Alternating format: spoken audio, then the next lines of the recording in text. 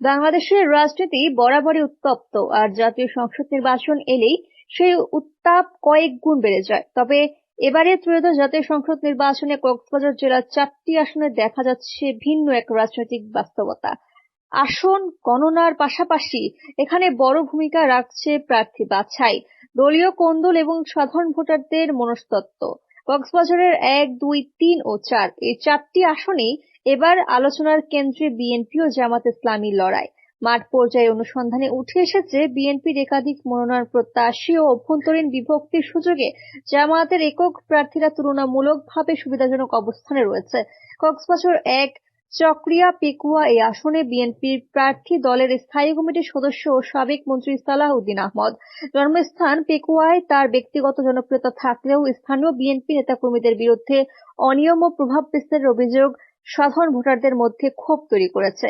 অন্যদিকে জামাত ইসলামীর একক প্রার্থী চকরিয়ার কৃতি সন্তান আব্দুল্লাহ আল ফারুক নম্র আচরণ ও সাংগঠনিক প্রচারণার মাধ্যমে সাধারণ ভোটারদের মন জয় করছেন। ফলে প্রবল জনপ্রিয়তা থাকা সত্ত্বেও সালাহ উদ্দিন আহমদের জন্য এই আসনটি যে সহজ হবে না, সেটাই বলছেন স্থানীয়রা। কক্সবাজার 2 মহেশখালী কুতুবদিয়া এই আসনটিকে অনেকেই জামায়াতের শক্ত ঘাঁটি বলছেন। জামায়াতের কেন্দ্রীয় সহকারী সেক্রেটারি ও সাবেক এমপি ডক্টর হামিদুর রহমান আজাদ এখানে দীর্ঘদিন ধরে জনপ্রিয়। স্থানীয়দের ভাষায় তিনি যেন প্রাণের মানুষ। বিএনপির প্রার্থী আলমগীর ফরিদ হলেও দলীয় কোন্দল, মনোনয়ন বঞ্চিত নেতাদের ক্ষোভ এবং আওয়ামী লীগের সাবেক এমপির আত্মীয় হওয়ায় ভোটারদের মধ্যে অনাস্থা তৈরি হয়েছে। ফলে এই আসনে জামায়াতের দাঁড়িপাল্লা প্রতীককে স্পষ্টভাবে এগিয়ে রাখছেন সাধারণ ভোটাররা। কক্সবাজার 3 সদর রামু ঈদগাঁও এখানে বিএনপির প্রার্থী সাবেক এমপি লুৎফুর রহমান কাজল পরিচিত মুখ হওয়ায় শুরুতে তিনি এগিয়ে থাকলেও দলীয় বিভক্তি বড় চ্যালেঞ্জ হয়ে দাঁড়িয়েছে।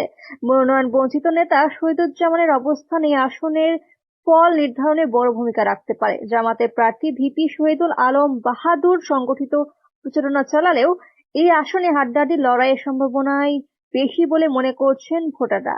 সবচেয়ে আলোচিত কক্সবাজার 4 উখিয়া টেকনাফ স্থানীয়দের কাছে এটি লক্ষ্মী আসন। এখানে বিএনপির প্রার্থী সাবেক এমপি শাহজাহান চৌধুরী হলেও দলীয় কোন্দল, চাঁদাবাজির অভিযোগ এবং তৃণমূলের ক্ষোভ বিএনপিকে চাপে ফেলেছে। এর বিপরীতে জামাতের প্রার্থী জেলা আমির অধ্যক্ষ মাওলানা নূর আহমদ আনোয়ারি একজন সৎ, ন্যায়পরায়ণ ও গ্রহণযোগ্য নেতা হিসেবে দলমত নির্বিশেষে মানুষের আস্থা অর্জন করেছেন।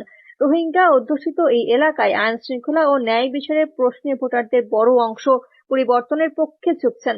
সব মিলিয়ে বলা যায় এবারের নির্বাচনে কক্সবাজারের 4টি আসনেই ভোটের সমীকরণ বদলে যাচ্ছে। বিএনপির অভ্যন্তরীণ বিভক্তি আর জামায়াতের একক ও সংগঠিত প্রচারণা, এই দুয়ের লড়াইয়ে শেষ হাসি কার তা জানতে অপেক্ষা করতে হবে ভোটের দিন পর্যন্ত। আপনার মত কি? কক্সবাজারে কারা জিতবে? মতামত জানান কমেন্টে।